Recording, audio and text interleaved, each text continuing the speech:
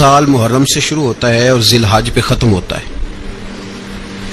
اس بات کا بھی ضرور خیال رکھا کریں کہ ہمارا جو اسلامی سال ہے اس کا آغاز جنوری سے نہیں ہوتا، اس کا آغاز محرم سے ہوتا ہے اور اس کا اختتام دسمبر پہ نہیں ہوتا بلکہ اس کا اختتام ذی الحج پہ ہوتا ہے۔ اسلامی سال کا آج پہلا دن ہے، یکم محرم الحرام، امیر المومنین، خلیفۃ المسلمین، جانشین مصطفیٰ، جبل استقامت اور رسول اللہ کے دین کا بہت بڑا سپاہی حضرت عمر فاروق رضی اللہ تعالی عنہ، جناب عمر کا نام صرف کام نہیں، حضرت عمر کا نام انقلاب برپا کر دیتا ہے۔ حضرت عمر کا نام کفر کے ایوانوں میں جبر، ظلم، شرک کی وادیوں میں جب حضرت عمر کا نام بھی لیا جائے تو بے ایمان کانپنا شروع ہو جاتے۔ حضرت عمر فاروق رضی اللہ تعالی عنہ، حضرت عمر معمولی شخص نہیں، معمولی آدمی نہیں۔ کچھ لوگ صدیوں کے بعد پیدا ہوتے ہیں اور کچھ لوگ ایسے ہوتے ہیں جو ایک ہی بار پیدا ہوتے ہیں، ان جیسا دوسرا پیدا ہوتا ہی نہیں، دوسرا ان طرح کا پیدا ہوتا ہی۔ حضرت عمر رضی اللہ تعالیٰ عنہ جیسی شخصیات پیدا ہی نہیں ہوتی دوبارہ۔ سارے صحابہ در رسالت مآب پہ خود آئے۔ یہ وہ عظیم شخص ہے جسے اللہ کے محبوب نے اللہ سے مانگ کے لیا، کہا اے اللہ یہ مجھے دے دے، اللہ سے مانگ کے لیا ہے۔ اس لیے صوفیاء کہتے ہیں کچھ مرید ہوتے ہیں کچھ مراد ہوتے ہیں، کچھ مرید ہوتے ہیں کچھ مراد ہوتے ہیں۔ مرید وہ ہوتا ہے جو چل کے آتا ہے، آ کے مرید ہوتا ہے۔ مراد وہ ہوتا ہے جسے کہا جاتا ہے کہ یہ کبھی میرا بن جائے نا، یہ کبھی آ جائے نا، میرا بن جائے، اس کو مراد کہتے ہیں۔ حضرت عمر مصطفیٰ کریم کی مراد ہیں، حضور کی مراد ہے۔ اللہم اعز الاسلام بے اسلام عمر ابن خطاب، اے اللہ اسلام کو عزت دے دے، میرے عمر کو کلمہ پڑھنے کی توفیق عطا فرما دے۔ اور کیسے دعا مانگی؟ او یار حضرت عمر کی تو اس فضیلت کا کوئی جواب نہیں دے سکتا، میرے رسول پاک علیہ السلام سب کے لیے دعا مانگتے ہیں نا، حضور کی دعا عام ہے، لیکن مصطفیٰ کریم نے کعبے کا غلاف تھام لیا اور غلاف کعبہ کو حضور نے سینے سے لپٹایا اور سینے سے چمٹا کے کہا اللہ میں نے تو کبھی سوال ہی زیادہ نہیں کیے، میں کرنے آیا ہوں، مجھے عمر دے دے، عمر دے دے۔ حضور نے مانگ کے لیا۔ اور پھر جب جس کو حضور مانگے اللہ سے کہ حضرت عمر رضی اللہ تعالیٰ عنہ کا آج یوم شہادت ہے، میرا تو دل کرتا تھا کہ فجر سے باتیں شروع ہوں اور سارا دن ہی عمر کی باتیں ہوتی رہیں، سارا دن جناب عمر کی باتیں، سارا دن، اس لیے کہ ذکر جناب عمر کا ہوگا پر راضی اللہ کے رسول ہوں گے صلی اللہ، تو جاگ کے بیٹھے، خوش ہو کے بیٹھے۔ ہمارے ہاں منایا ہی نہیں جاتا، بابے اللہ کی تا ساؤن پادروں اسو کتا تے منڈے جنوری فروری، تو اسلامی سال بھی گیا اور وہ تاریخیں بھی ساری گئیں۔ یکم محرم امت مسلمہ کے لیے بہت بڑا دن ہے، بہت بڑا دن، یہ شہادت ہے حضرت عمر فاروق کی رضی اللہ تعالی عنہ۔ یہاں چھوٹی چھوٹی باتوں پہ گورنمنٹ چھٹی کرتی پھرتی ہے، چھوٹی چھوٹی باتوں، الیکشن ہو گیا تو چھٹی، فلاں جگہ پہ تھوڑا سا کسی نے خبر دے دی کہ کوئی پریشانی ہے تو چھٹی، فلاں جگہ یہ ہو گیا تو چھٹی، یہاں تک کہ فلاں وزیر صاحب فلاں علاقے میں آئیں گے تو سارے علاقے کو چھٹی۔ اور اب تو اس سے بڑا حال ہونے لگا ہے، اگر جن لوگوں کی سندھ میں حکومت ہے ان کے لیڈر کا دن آیا تو اس دن چھٹی، اور جن کی پنجاب میں حکومت ہے ان کا دن آیا تو چھٹی۔ ہمارا مطالبہ ہے حکومت پاکستان سے، اگر سر اٹھا کے جینا چاہتے ہو تو یکم محرم کو چھٹی کیا کرو، اگر سر اٹھا کے جینا چاہتے ہو تو یکم محرم کو چھٹی کرو جناب عمر کے دن، اور ملت کے جوانوں کو بتاؤ کہ اگر عزت کی زندگی جینا چاہتے ہو تو اس طرح جیو جس طرح فاروق اعظم جی کے گئے ہیں، عزت اور وقار کی زندگی۔ جمہوریت حضرت عمر سے سیکھنی پڑے گی، حکومت کرنے کے طریقے حضرت عمر سے، رعایا کو سیکھنا پڑے گا کہ امیر کس طرح بنایا جاتا ہے اور امیر کس طرح کے ہوتے ہیں، یہاں لوگ ہمیں یورپ کی مثالیں دیتے ہیں، لوگ یہاں ہمیں آ کر کے امریکہ کی مثالیں، انہیں کیا پتا حکومت کیا ہوتی ہے؟ وہ کہتے ہیں جی وہ سائیکل پہ جاتا ہے ان کا حکمران۔ میں نے کہا وہ سائیکل پہ جاتا ہے؟ میرے عمر فاروق مدینے سے مکے گئے تھے تو پیدل ہی حج کرنے چلے گئے، پیدل ہی۔ اور جناب عمر فاروق رضی اللہ تعالیٰ عنہ عید کی نماز پڑھانے گئے، عید کی نماز عمر خطبہ عید دینے گئے۔ اور اس زمانے میں کون سا غریب ہے جو ننگے پاؤں جاتا ہو؟ کون سا غریب ہے جو مسجد ننگے پاؤں جاتا ہو؟ لوگوں نے تو 3 قسم کی چپلیں رکھی ہوئی ہیں، ایک مسجد جانے کی علیحدہ ہے، گھر پہننے کی علیحدہ ہے، شادی بیاہ پہ جانے کی چپل علیحدہ ہے۔ حضرت عمر فاروق رضی اللہ تعالیٰ عنہ نکلے عید کا خطبہ دینے کے لیے، تو بیوی سے کہنے لگے جوتا۔ اس نے کہا صاحب اتنی دفعہ ٹوٹا ہے اب گانٹھا نہیں جا سکتا، اتنی دفعہ ٹوٹا ہے کہ اب دوبارہ پیمند نہیں لگ سکتے۔ حضرت عمر کہنے لگے چل کوئی حرج نہیں، بغیر جوتے کے ننگے پیر ہی چلتے ہیں، کوئی حرج نہیں۔ تو کہنے لگے لوگ کیا کہیں گے؟ فرمایا چپ کر، لوگ جس دن عمر نے یہ دیکھ لیا نا لوگ اس کے بارے میں کیا کہتے ہیں، اس دن عمر نہیں رہے گا۔ تو کہا پھر آپ کا نظریہ کیا ہے؟ فرمایا میرا نظریہ یہ ہے کہ رب رسول میرے بارے میں کیا کہتے ہیں۔ لوگوں کا کیا ہے؟ لوگ کل کسی کے بارے میں کچھ کہتے ہیں اور پرسوں کچھ کہتے ہیں، میرا نظریہ یہ ہے کہ رب رسول میرے بارے میں ننگے پیر عمر جا رہے ہیں۔ کون جی؟ میں بڑا ماڑا۔ اچھا جناب کیا غربت ہے؟ 10 قسم کے جوڑے لٹکے ہوئے ہیں کمرے میں، اور پہننے کی فرصت نہیں، سویرے کیا پہننا ہے شام کیا پہننا ہے، 15 سوٹ کٹھے استری ہو کے لانڈری والا بھیج رہا ہے، اور تو غریب ہے، تو بہت بڑا غریب ہے۔ اس لیے کہ غربت پیسوں کی وجہ سے نہیں ہوتی، غربت تو دل کی ہوتی ہے۔ تو واقعی بڑا غریب ہے اور تو غریب ہی رہے گا۔ امیر تو عمر فاروق تھے جو ننگے پاؤں چلے گئے عید کی نماز پڑھانے، تو رستے میں جو ملا کہنے لگا عمر جوتا تو پہن لو۔ فرمایا تمہیں عمر کا جوتا نہ پہننے کا نقص تو نظر آیا ہے؟ کوئی حرج نہیں، اگر عمر کو کبھی بتانا ہوا تو وہ والا نقص بتانا جو عمر کی سیرت میں پیدا ہو، کردار میں پیدا ہو، وہ والا نقص بتانا۔ یہ چھوڑو جوتے آتے جاتے رہتے، ننگے پاؤں گئے، پاؤں دھوئے، نماز پڑھائی، لوٹ آئے۔ او بھائی یہاں تو ہمارا بناؤ سنگار اترنا، جتنی توجہ کپڑوں کی طرف ہے اتنی توجہ کبھی ہماری علم کی طرف ہوتی نا، جتنا ذوق شوق ہمارا بناؤ سنگار کی جانب ہے، اتنا بناؤ سنگار کبھی ہمارا اخلاقیات کی جانب ہوتا تو معاملات بڑی حد تک سنورے ہوئے ہوتے۔ حضرت سیدنا فاروق اعظم رضی اللہ تعالی اپنی زندگی کو ترتیب دیا، ایک دن بھی خلافت نہیں مانگی اللہ سے۔ حضرت عوف بن مالک اشجعی ایک صحابی ہیں، حضرت عوف بن مالک رضی اللہ تعالیٰ عنہ فرماتے ہیں کہ جناب ابو بکر صدیق کا زمانہ تھا تو میں نے خواب دیکھا، میں نے خواب میں جناب عمر کو دیکھا، اور میں نے دیکھا کہ کوئی کہنے والا کہہ رہا ہے کہ عمر وہ ہے کہ اللہ کے رستے میں کوئی اسے جتنا مرضی برا بھلا کہے یہ پرواہ نہیں کرتا۔ کس کے رستے میں؟ بولے سارے۔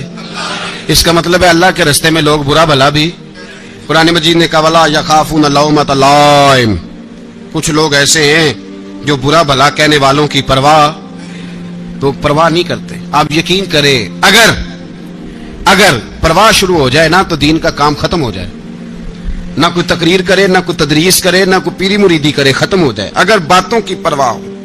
لیکن وہ پرواہ، حضرت عوف بن مالک اشجعی کہتے ہیں میں نے خواب میں دیکھا کہ عمر وہ ہے جو کسی کی پرواہ، اور دوسری بات میں نے یہ دیکھی کہ عمر خلیفہ بنے گا، اور تیسری بات میں نے خواب میں یہ دیکھی کہ عمر شہید بھی کیا جائے گا، عمر شہید بھی ہوگا۔ یہ میں نے 3 باتیں خواب میں دیکھی۔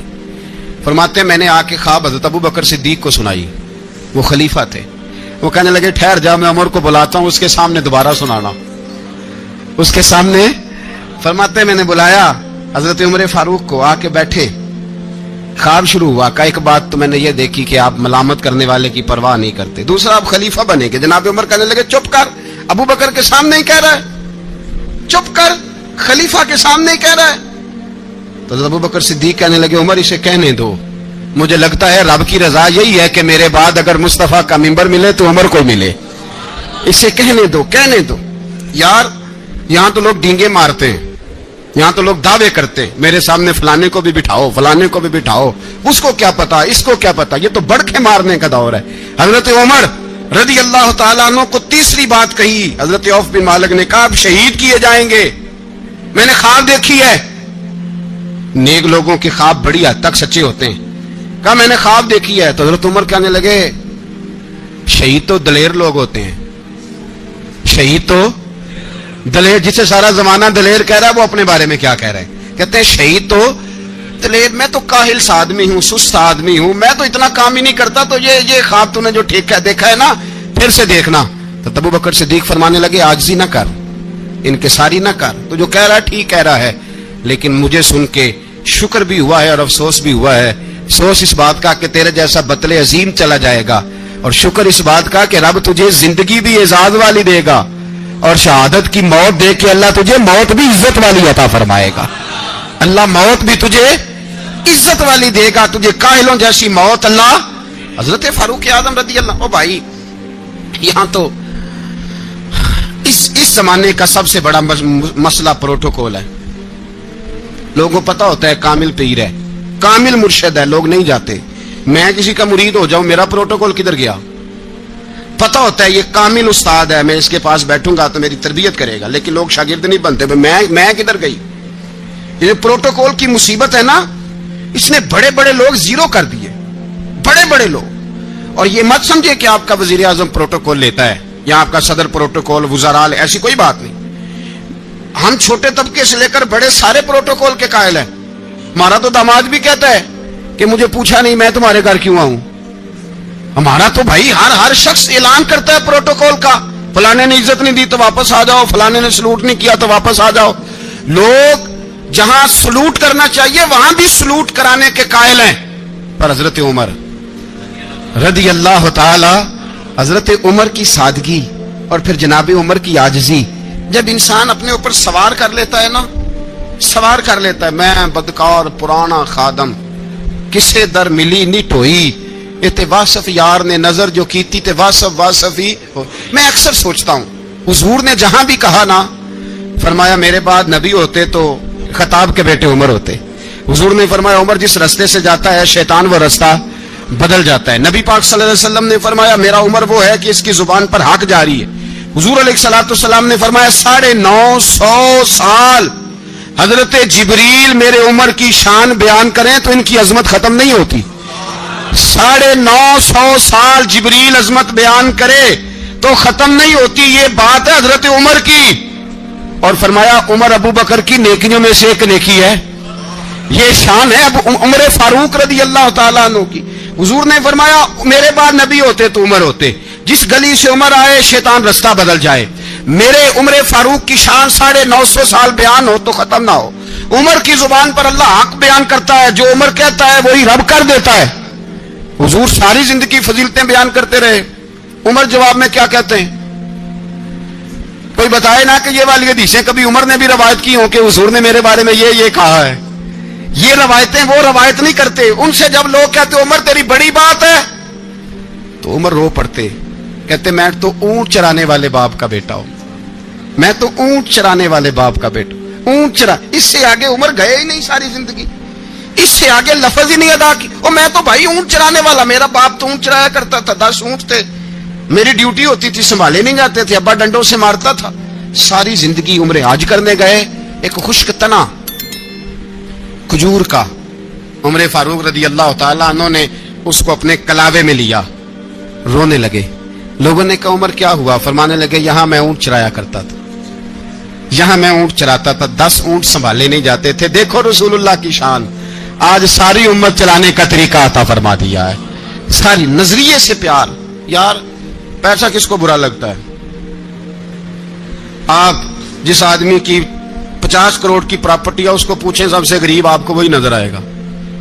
वो कहेगा मैं टाइट हूं, हालात बड़े। मैं कई बार पूछे उन्होंने, मैं आखे तो तर्जमा भी 10 छड़ो की, हमें तो समझ नहीं आती। और टाइट हालात कौन से होते हैं जी?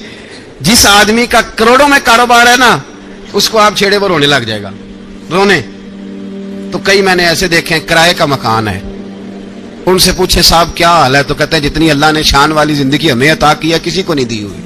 इसका मतलब है खुशी भी यही है और गम भी यही है। अंदर से खुशी है, अंदर से ही। तूने अगर राजी रहना है तो इधर से रहना है, नाराज रहना है तो बस अपने आप को खुश रखेगा तो हो जाएगा। सारे सहाबा मिल के आए, कहने लगे उमर फारूक से कहना है नबी पाक के जमाने में तो जाहिरन गुर्बत थी, अबू बकर के दौर में भी गुर्बत थी, अब तो बड़ा माल है। उमर से सिफारिश करो कि उमर नया कुर्ता पहना करे। मुल्कों के सफीर आते, उमर वही फटी पुरानी चादर ओढ़ के और वही کئی جگہ پہ پیوند لگے سوٹ پہن کے سفیروں کے سامنے بیٹھ جاتا ہے. عمر کو مشورہ دو، طے ہو گئی بات. سب نے جب مشورہ دے لیا تو سارے کہنے لگے یہ بتاؤ شیر کی مونچھ کو ہاتھ کون لگائے گا؟ کہنا کس نے ہے؟ بندہ بھی تو ڈھونڈو نا. نے کہا جناب میرا یہ خیال ہے کہ مولا علی شیر خدا کہیں گے، کیونکہ جس شخص کی عمر کو سب سے زیادہ حیا کرتے دیکھا وہ شیر خدا مولا علی ہے رضی اللہ تعالی. علی کہیں گے اس لیے کہ جناب علی تو کئی دفعہ جب گفتگو کرتے تھے تو حضرت عمر چپ کر جاتے تھے اور فرماتے تھے علی نہ ہوتا تو میں ہلاک ہو جاتا. تو کہا علی سے کہو. جناب علی شیر خدا کو بلایا. کس کام کے لیے؟ جی اللہ اکبر. یہ ذرا اپنے اس دور پہ اس بات کو ذرا لگا جناب ان سے کہیں کہ زیادہ نہیں، ایک کرتا نیا پہن لے. سفیر آتے ہیں، وزیر آتے ہیں تو ایک کرتا نیا پہن لے. حضرت علی کو بلایا. آپ فرمانے لگے کوئی اور بات ہوتی تو میں کہہ دیتا، یہ والی میں نہیں کہہ سکتا. کوئی اور ہوتی تو میں عمر کو کئی دفعہ کہہ دیتا ہوں، جلال میں بھی تو سن، یہ والی میں نہیں کہہ سکتا. میں تمہیں ایک مشورہ دیتا ہوں. کہ وہ کیا؟ کہنے لگے سیدہ عائشہ صدیقہ سے کہو، وہ مومنوں کی ماں ہیں، عمر ٹالے گا نہیں. اماں جی سے جا کے کہا اماں جی نیا کرتا عمر سے کہیں پہن لیں. وزیر آتے ہیں، بڑے بڑے لوگ، تو چلو کوئی حرج نہیں. اماں جی نے کہا اچھا کوئی بات نہیں میں بلا لیتی ہوں. جناب عائشہ نے پیغام بھیجا. جب خادم نے کہا نا مصطفیٰ کے گھر سے پیغام آیا ہے، تو 20 لوگ بیٹھے تھے. عمر کانپتے ہوئے اٹھے، کانپتے دوڑے. حضرت عائشہ پردے میں تھی تو فرماتی ہیں عمر اتحیات کی حالت میں بیٹھ گئے. کہا اماں جی دیر تو نہیں ہو گئی مجھے آنے میں؟ کہا نہیں ٹائم پہ آ گئے ہو. کس لیے بلایا تھا؟ کہا عمر دیکھو غربت کے معاملات اور ہوتے ہیں، جب اللہ آسانی دے تو کوئی چیز استعمال کرنا حرام نہیں ہوتی، اگر حرام ہے تو بتاؤ. کہا نہیں اماں جی حلال ہی ہے. تو فرمایا پھر اتنے سفیر آتے ہیں، مشیر آتے ہیں، اب تو مال غنیمت بڑا آتا ہے، ڈھیر لگ جاتے ہیں مسجد میں، تو چل ایک نیا کرتا تم بھی پہن لیا کرو. اور آپ نیا کرتا پہنو گے تو دھاک بیٹھے گی غیروں پر. تو صحابہ کا مشورہ ہے کہ آپ نیا لباس پہنے. اماں جی کہتی ہے میں نے حکم دیا تو عمر چپ کر گئے، گردن جھک گئی. تھوڑی دیر کے بعد سیدنا عمر فاروق نے سر اٹھایا تو داڑھی پہ آنسو گر رہے تھے، رو پڑے. کہنے لگے پاک محبوب کی پاک بیوی جیسے حکم کرتی ہو میں حاضر ہوں، پر مجھے وہ والا لباس پہنانا جو میرے مصطفیٰ نے پسند فرمایا ہے. اگر یہ رنگ رسول پاک کا ہے تو میں حاضر ہوں، اور اگر نبی پاک کا نہیں تو پھر جیسے آپ حکم کریں. جناب عائشہ کہتے ہیں عمر روئے تو میں زیادہ روئی، میرا پلو بھیگ گیا آنسوؤں سے. میں نے کہا عمر آپ جائیے. عمر یوں نکلے تو جو صحابہ کھڑے تھے وہ کونے میں تھے، سارے آ گئے. کہا اماں جی کیا بناؤ؟ فرمایا بھائی تم سب جو باتیں کہتے ہو وہ اپنی جگہ ٹھیک ہیں، پر عمر جو بات کرتا ہے وہ سب سے زیادہ ٹھیک ہے. عمر جس پہلو پر بات کرتا ہے وہ یار ایسی عاجزی، ایسا رنگ، ایسا انداز، ایسا طرز حیات، ایسی زندگی. اولاد کے معاملے میں لوگ بزدل ہو جاتے ہیں، بزدل. پر حضرت عمر کا بیٹا مصر گیا، وہاں سے کمائی کر کے لایا، تجارت کرنے گیا، لاکھوں کا مال. کون سا باپ ہے دنیا میں جس کا بیٹا باہر سے پیسے لے کے آئے تو ابا تفصیل پوچھے کہ بیٹا کہاں سے کمائے، کہاں سے لایا، کتنے ملے، کیوں آئے؟ کون سا باپ تفصیل پوچھتا ہے؟ ابا تو کہتا لا صحیح اور تعریفیں کرتا ہے میرا بیٹا بڑی کمائی کرتا ہے. کبھی پوچھا ہے اس سے کہ ڈیوٹی صحیح دیتا ہے کہ نہیں؟ کبھی پوچھا ہے کہ تو ایمانداری کی روزی لاتا ہے کہ حرام کی کماتا ہے؟ یہ باپ کی ذمہ داری ہے، یہ اماں کی ذمہ داری ہے. پھر کہتا ہے بیماری کیسے آ گئی، پریشانی کیسے آ گئی؟ تو نے کبھی سوال کیا اپنی اولاد سے؟ حضرت عمر فاروق رضی اللہ تعالیٰ عنہ کا بیٹا مصر سے پیسے کما کے لایا تو جناب عمر نے بلایا، فرمایا بیٹے اتنی تو تیرے پاس راس ہی نہیں تھی، تھوڑے سے تو پیسے لے کے گیا تھا، اتنی کمائی کیسے ہو گئی؟ اتنے تو پیسے نہیں تھے صاحب، کہاں سے کمائی لائے؟ اس نے کہا ابا جی وہ جو میرے چچا ہے نا مصر کے گورنر، آپ کے دوست، انہوں نے میری مدد کی ہے. فرمایا جتنے لوگ گئے تھے سب کی ہے مدد اس نے؟ کہا نہیں صرف میری کی. فرمایا تیری کیوں کی؟ تیری کیوں کی؟ کہا حضور آپ کے دوست ہیں. فرمایا چپ کر، حضور انہوں نے مجھے اتنے پیسے دیے، میں نے کاروبار میں ڈالے تو نفع آیا تو میں ان کی رقم دے کے. فرمایا خاموش ہو جا، باقی جتنے لوگ گئے تھے سب کی مدد کی اس نے؟ کہا نہیں حضور صرف میری کی. فرمایا اس نے تیری مدد نہیں کی، اس نے خلیفہ کے بیٹے کی مدد کی، اس لیے کہ وہ خلیفہ کو اپنے حق میں نرم کر سکے. فرمایا آدھا مال تیرا ہے، آدھا مال غنیمت کا ہے، مال خزانہ کا ہے، مسلمانوں کا ہے. اس لیے کہ تو جو وہاں سے مال کما کے لایا ہے وہ اپنے باپ کے خلیفہ ہونے کی وجہ سے کما کے لایا ہے، لہذا رکھ ادھر۔ یہاں کہتے ہیں کدھر سے آیا، کیسے آیا، کون سا حساب دیں، کیا کریں؟ او بھائی حضرت عمر رضی اللہ تعالیٰ عنہ کا اپنی اولاد کے بارے میں یہ رنگ ہے۔ ایک جنگ سے نا خوشبو آئی، خوشبو بڑی مہنگی ہوتی تھی، عرب میں خوشبو آج بھی بڑی مہنگی ہے، وہ زیادہ استعمال کرتے ہیں۔ میری باتوں کی سمجھ آ رہی ہے میرے بھائیوں؟ بڑی مہنگی خوشبو تھی۔ جب وہ خوشبو آئی تو حضرت عمر نے کہا، گھر میں پہلے پہنچی حضرت عمر کے، چونکہ زیادہ عورتیں استعمال کرتی تھی گھر کے اندر خوشبو، مرد بھی لگاتے تھے۔ حضرت عمر نے اپنی بیوی سے کہا، آپ کی زوجہ تو تھی وہ بڑی خوشبو کو پسند کرتی، حضرت عمر نے اپنی زوجہ سے کہا کہ خوشبو لاؤ، میں نے ایک عورت کی ڈیوٹی لگائی ہے، وہ خوشبو تول کے نا تو حصہ برابر صحابہ میں بانٹ دے گی۔ تو آپ کی زوجہ کہنے لگی، کسی بی بی کی ڈیوٹی لگانے کی کیا ضرورت تھی، میں جو موجود تھی میں بانٹ دیتی ہوں تول کے حصہ برابر۔ آپ نے فرمایا نہیں تو رہنے دے، فلانی بی بی بانٹے گی۔ کہا حضور میں نے بھی بانٹنی ہے، میرے پہ کچھ حق ہے؟ آپ نے فرمایا نہیں، تو تفصیل نہ پوچھ، تو خوشبو دے دے، کوئی اور بانٹے گی۔ خاتون خانہ تھی نا، کہنے لگی نہیں مجھے بھی آج آپ کو بتانا ہی پڑے گا کہ کوئی جو بانٹ سکتی ہے تو میں کیوں نہیں بانٹ سکتی؟ زوجہ کہتی عمر نے بات کی تو میری چیخیں نکل گئیں۔ حضرت عمر فرمانے لگے، جب تو خوشبو بانٹے گی نا تیرے ہاتھوں کو بھی لگے گی، تیرے دوپٹوں کو بھی لگ جائے گی۔ اگر رب کریم نے مجھ سے سوال پوچھا کہ عمر خوشبو تو مسلمانوں کی تھی، تیری بیوی کے دوپٹے کو کیوں لگ گئی، تو میں اللہ کے حضور کیا جواب دوں گا؟ اگر اللہ نے یہ سوال کیا کہ تیری بیوی نے کیوں لگائی، وہ تو حصہ تھا مسلمانوں کا، تو نے تیری بیوی نے کیوں لگائی؟ تو فرمایا میں نہیں چاہتا کہ اللہ کے حضور مجھے اور تجھے باز پرس ہو، لہذا کسی اور کو بانٹنے دے۔ زوجہ روئی اور تڑپ کے کہنے لگی، عمر مجھے لگتا ہے صبح قیامت بھی تیری بیوی ہونے کی وجہ سے اللہ مجھے جنت عطا فرما دے گا، تیری زوجہ ہونے کی برکت سے۔ بھائی یہ معیار رکھا، خدا کی قسم ایسا شخص تاریخ میں دوبارہ نہیں آیا۔ اتنا بڑا آدمی، اتنا بڑا شخص، اتنا بڑا آدمی، اور پھر رنگ یہ ہے کہ عمر 22 لاکھ مربع میل کا حکمران، 22 لاکھ، اور کھجور کے درخت کے نیچے مٹی کا ڈھیلا لے کے سو گئے ہیں، پرواہ کوئی نہیں، کوئی مسئلہ ہی نہیں۔ 2 غلام ساتھ بیٹھے تو ایک روٹی حضرت عمر نے گھر سے منگوائی، تھوڑا سا سرکہ، تو غلام کہنے لگے ہم نے بھی کھانی ہے۔ فرمایا کوئی حرج نہیں، روٹی کو پیٹ بھر کے کھانا ضروری تو نہیں، 3 حصوں میں بانٹ لیتے ہیں۔ ایک آدمی آیا ہوا تھا مصر کا رہنے والا ملنے کے لیے، اس نے پوچھا عمر کدھر ہے، تو کہا وہ ادھر جاؤ مسجد میں بیٹھے ہوں گے، اور واپس آیا تو کہنے لگا وہاں تو 3 غلام بیٹھے ہیں، ایک روٹی بانٹ کے کھا رہے ہیں، لگتا ہے کئی دنوں سے روٹی نہیں ملی۔ کہا 3 غلام تو کوئی نہیں، وہاں 2 ہی تھے، تیسرے تو امیر المومنین تھے۔ اس نے کہا نہیں 3 غلام ہیں، کپڑے بھی ایک طرح کے پہنے ہوئے، بلکہ 2 کے تو پھر صحیح ہیں، تیسرے کے تو زیادہ ماڑے ہیں، کپڑے بھی ایک طرح کے، کھانا پینا بھی ایک طرح کا، اور ان کا نشست برخاست بھی ایک طرح کی ہے، لہذا کوئی فرق نہیں۔ حضرت ابو ہریرہ کہتے ہیں میں لے کے آیا، اور جناب عمر کو جب میں نے کچی زمین میں تامت سمیٹ بیٹھے دیکھا تو میں رو پڑا۔ میں نے اس مصر سے آنے والے کو کہا تو اس کے جلوے دیکھ، اگر اس کی ذات میں اتنا حسن ہے تو محمد عربی کا مقام کیا ہوگا؟ یہ مقام غور ہے، مقام غور۔ 10 محرم کو لوگ دیگے پکائیں گے نا، نہیں پکانی ہے؟ کوئی بول دے نہیں، ہاں نہ نہیں کر دے، پروگرام بدلیا تو نہیں جی عید کی کہ وہ ایک کام شروع ہوا ہے لاسٹ ایٹ ہونے والا، کیوں جی پکنی ہے نا دیکھیں 10 محرم کو انشاءاللہ تعالی، ہم بھی پکائیں گے انشاءاللہ، یہاں بھی پروگرام ہوگا۔ تو 10 محرم کو جو دیگ پکنی ہے تو ایسا نہیں ہو سکتا کہ 1 محرم کو حضرت عمر کے نام کی بھی کوئی پک جائے۔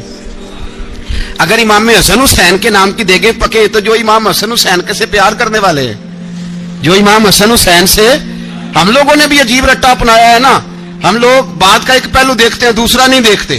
حضرت امام حسن اور حسین کو بھی نبی پاک نے شہید کہا، اور جناب عمر کو بھی رسول اللہ نے خود شہید فرمایا، فرمایا شہید ہے، خود فرمایا اپنی زبان سے کہ یہ شہید ہے، خود میرا عمر شہید ہے، تو ان کے نام کی دیگ نہیں پکنی چاہیے، اس طرف نہیں ہماری توجہ ہونی چاہیے۔ اور اہل بیت نبو، یہ بات میں پہلے بھی کرتا ہوں، آج پھر کرنا ضروری سمجھتا ہوں، اہل بیت کا پیار سن لو کان کھول کے، اہل بیت کا پیار اگر ہمیں کسی نے سکھایا ہے تو سیدنا عمر فاروق نے سکھایا ہے۔ اہل بیت نبوت کی محبت اگر کسی نے سکھائی ہے تو کس نے سکھائی ہے؟ بول کے بتائیے، حضرت عمر نے۔ اہل بیت کا پیار ہمیں حضرت عمر نے بول کر کے سکھایا ہے۔ بھائی یاد رکھیں کسی کی طاقت نہیں تھی دم مارنے کی حضرت عمر کے سامنے، طاقت ہی نہیں تھی. کیسر و کسرا کانپ جاتے تھے، جرأت ہی نہیں کرتے تھے حضرت. اور ہمارے تو تعلقات بڑے ہیں نا غیروں سے. حضرت ابو موسیٰ اشعری رضی اللہ تعالیٰ عنہ فرماتے ہیں میرا منشی عیسائی تھا. وہ کاتب کہتے تھے وہ لوگ، میرا حساب کتاب عیسائی تھا. تو فرماتے ہیں ایک دن میں نے وہ سارا حساب کتاب لین دین کے حضرت عمر کو دکھایا تو فرمانے لگے جس نے لکھے ہیں اس کو بلاؤ. کہنے لگے ضرور مسجد نہیں آ سکتا. کیوں نہیں آ سکتا؟ کہنے لگے وہ عیسائی ہے. کہتے ہیں حضرت عمر جلال میں آ گئے. آپ فرمانے لگے جنہیں رب دور کرتا ہے تم کیوں قریب کرتے ہو؟ جنہیں اللہ دور کرتا ہے. فرمایا تم غیروں کو اگر عہدے دو گے تو اپنوں کا کیا بنے گا؟ اگر تم غیروں کو عہدے دو گے تو اپنوں کا. یہ سوچ ہے جو آج برما کے مسلمانوں کے لیے بھی ضروری ہے. کہا اگر تم غیروں کو عہدے دو گے تو اپنوں کا. ہم نے غیروں کو عہدے دیے تو دیکھا نا اپنے کس طرح کاٹے جا رہے ہیں. غیروں کو جو عہدے دے دیے جرانے سارے غیروں سے. روز دعویٰ ہوتا ہے چین ہمارا سجن ہے، چین ہمارا دوست ہے. او بھائی دوست ہے تو اس سے کہو نا کہ برما تو تمہاری ایک چھوٹی سی ریاست ہے، چین کے بغیر تو وہ سانس بھی نہیں لے سکتا. اس کو کہو نا اس حکومت پہ دباؤ ڈالے. لیکن ہم لوگوں نے غیروں کو عہدے دیے تو اپنے پس گئے. حضرت عمر کہتے تھے ذمہ کا ہم ادب کریں گے. ذمہ کافر کا ہم، ایسا کافر جو مسلمان ریاست کو قبول کرے، بدامنی نہ پھیلائے. ایک آدمی کو آپ نے دیکھا آنکھوں سے نابینا ہے اور بھیک مانگ رہا ہے. تو حضرت عمر کو نظر آ گیا. فرمایا کون ہو؟ اس نے کہا میں یہودی ہوں. فرمایا بھیک کیوں مانگتے ہو؟ کہا جب تک تندرست تھا مسلمانوں کو جزیہ دیتا تھا، بوڑھا ہو گیا ہوں کیا کروں. حضرت عمر نے گھوڑے کی پشت پہ بٹھایا، کافر کو گھوڑے کی پشت پہ بٹھایا اور بٹھا کے مدینے لائے. حضرت علی شیر خدا وزیر خزانہ تھے. فرمایا علی اس کا وظیفہ جاری کرو. کہا یہ کون ہے؟ فرمایا یہ یہودی ہے لیکن یہ ہمیں جزیہ دیتا رہا، بوڑھا ہو گیا بیچارہ، بھیک مانگنے پہ مجبور ہے، ہماری حکومت کے اندر رہتا ہے، اس کا پورا وظیفہ جتنا خرچہ اتنا وظیفہ لگاؤ. حضرت علی کہتے ہیں میں وظیفہ لگا رہا تھا اور وہ میرے نبی کا کلمہ پڑھ رہا تھا، وہ رسول اللہ کا کلمہ پڑھ رہا تھا. یہ مزاج، یہ نہیں کہ کافر. حضرت عمر نے گورنروں کو خط لکھے تھے کہ زبردستی کسی کو مسلمان نہیں کرنا، جہاں ان کی عبادت گاہیں بنی ہو گرانی نہیں، کوئی مندر کوئی گرجا ضائع نہیں کرنا. اسلام سب کو جینے کا موقع دیتا ہے، پر بے ایمانوں ظالموں بدذاتوں تمہیں یہ کہتا ہے کہ ہم تمہیں جینے کا موقع دیتے ہیں، تم بھی مسلمانوں کو جینے کا موقع دو. یہ جہاں بستے ہیں جہاں رہتے ہیں انہیں وہاں جینے کا موقع دو، انہیں بھی اللہ اکبر کہنے کا موقع دو، انہیں بھی قرآن پڑھنے کا موقع دو، انہیں بھی رسول اللہ پر درود پڑھنے کا موقع دو. ہمارے ملک میں عیسائی اپنی مرضی سے کھلے عام تبلیغ کرتے ہیں. یہاں تو چینل چلائے ہیں عیسائیوں نے. کسی مذہبی جماعت نے کبھی جلوس نکالا ہے کہ عیسائیوں کا چینل بند کرو؟ بولے نکلا ہے کہ نہیں نکلا؟ کتنے ظلم کی بات ہے. ہم جب غیر کو اتنا تحفظ دیتے ہیں، اتنا تحفظ دیتے ہیں. ہم نے دیکھا ہے، مجھے بیسیوں لوگوں نے عید پہ ٹیلی فون کیے کہ عیسائیوں کو قربانی کا گوشت دے لیں، مجبور ہیں جی، دروازے پہ آ گئے ہیں، ہمارے کام کاج کرتے ہیں. بیسیوں لوگ، عام آدمی کے دل میں ان کا اتنا جذبہ ہے. وہ مسائل کا بیان کرنے ایک علیحدہ بات، لیکن ہمارے دل کافر کے حق میں بھی نرم ہو جاتے ہیں. تم کس قدر زیادہ بےایمان ہو اور کفر کس قدر زیادہ ذلیل ہو گیا ہے کہ مسلمان کے حق میں نرم ہوتا ہی نہیں. اور اس سے بڑے ذلیل وہ ہیں جو ان ذلیلوں کے سپورٹر ہیں. وہ کسی عرب ملک کے حکمران ہو یا کسی اور جگہ کے، وہ بڑے ذلیل ہیں جو ان ذلیلوں کے سپورٹر ہیں، جو برما کی بچیوں کے قتل پر اپنی حکومتیں چمکا رہے ہیں. انہیں شرم نہیں آتی. اس قدر مسلمان تڑپا ہے لیکن ان بے غیرتوں کو ذرا ہوش نہیں آئی. اور یہ ان کے کماش، ان کے دلال جو ہر جگہ ان کی سپورٹ کر کے اپنی حکومتیں قائم کرتے ہیں، بے ایمانوں کو پتہ نہیں کہ کب ان پر اللہ کا عذاب اترے گا اور کس طرح ان کے پرخشے اڑیں گے. تمہیں اپنی ذلت اور رسوائی نظر نہیں آ رہی کہ زمین کس طرح تمہارے لیے تنگ ہو گئی ہے؟ اس سے زیادہ اور تمہاری رسوائی کیا ہوگی؟ ڈرو اللہ سے. اور یہ تو دنیا کا عذاب ہے. ان بطش ربک لشدید. میرا رب کہتا ہے قیامت تو قائم ہونے دے. اتنا سخت تیرے رب کی پکڑ ہے اتنی کسی دوسرے کی ہو سکتی؟ یاد رکھیں اور تھوڑا احتیاط کریں. ہم سب لوگ بھی، جو ہم لوگ آدھی زبان بول کے بھی ان کی سپورٹ کرتے، اب شرم آنی چاہیے ہمیں ان حکومتوں کی سپورٹ کرتے جو مسلمانوں کی لاشوں کے اوپر حکومتیں قائم کرتے ہیں. شرم آنی چاہیے. بہرحال بات دور نکل جائے گی اور میں اپنے مضمون پہ رہتا ہوں. اہل بیت کا پیار اگر سکھایا ہے تو جناب عمر نے سکھایا ہے رضی اللہ تعالی عنہ. امام حسن ملنے، آپ یقین کریں میں جب اس واقعہ کو پڑھتا ہوں تو میرا دل جھوم جاتا ہے. میں کہتا ہوں یار ڈاڈا ہونا اپنی جگہ پہ، عشق ہونا اپنی جگہ پہ، انسان کا باوقار ہونا اپنی جگہ.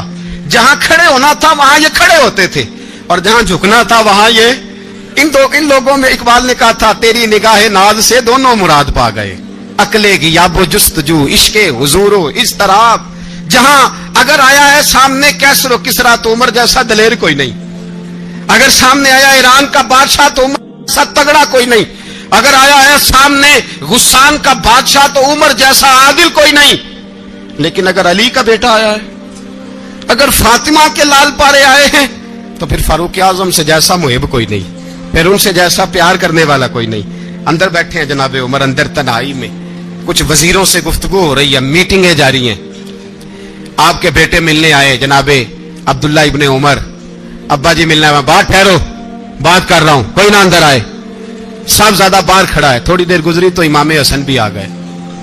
کون آئے؟ آپ کو جو ملے گا امام صاحب کا نام لینے سے، وہ سردار ہیں جنتیوں۔ کون آئے؟ سارے بولیے، امام حسن تیری نسل پاک میں ہے بچہ بچہ نور کا، تو ہے نے نور تیرا سب کرانا۔ امام حسن آئے تو حضرت عبداللہ ابن عمر کو دروازے پہ کھڑے دیکھا، کہا امیر المومنین کہاں ہیں؟ کہنے لگے حضرت عمر کے بیٹے، کہنے لگے وہ اندر بیٹھے، کچھ میٹنگ ہو رہی ہے اور انہوں نے کہا کوئی اندر نہ آئے، لیکن آپ جانا چاہیں تو چلے جائیں، آپ جانا چاہیں تو تیری نسل پاک میں ہے بچہ بچہ نور، آپ جانا چاہیں تو چلے جائیں۔ تو انہوں نے کہا جب آپ باہر کھڑے ہیں تو مجھے کوئی اتنا ضروری کام نہیں، اور ابھی زور کی نماز تھوڑی دیر میں ہوگی، میں مسجد میں مل لوں گا امیر المومنین سے۔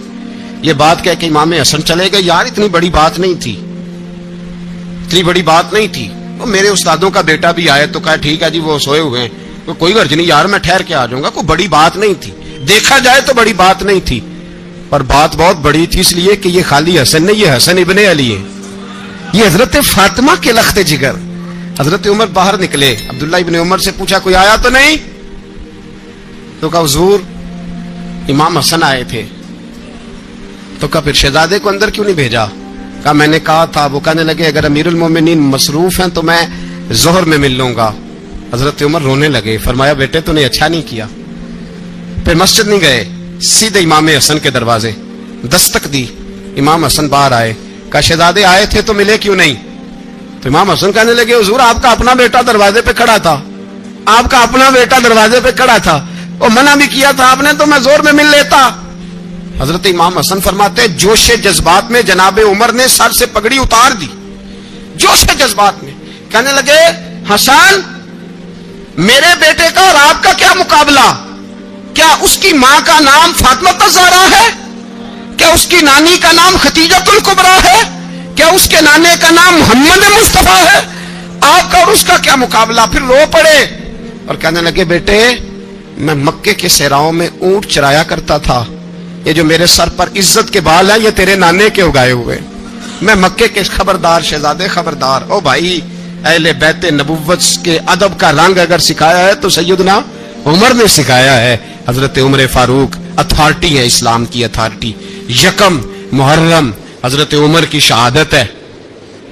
یہودی بول اٹھا، کافر بول اٹھا، اگر 6 مہینے عمر دنیا میں اور رہتے تو دنیا میں کوئی کافر موجود نہ ہوتا۔ 6 مہینے۔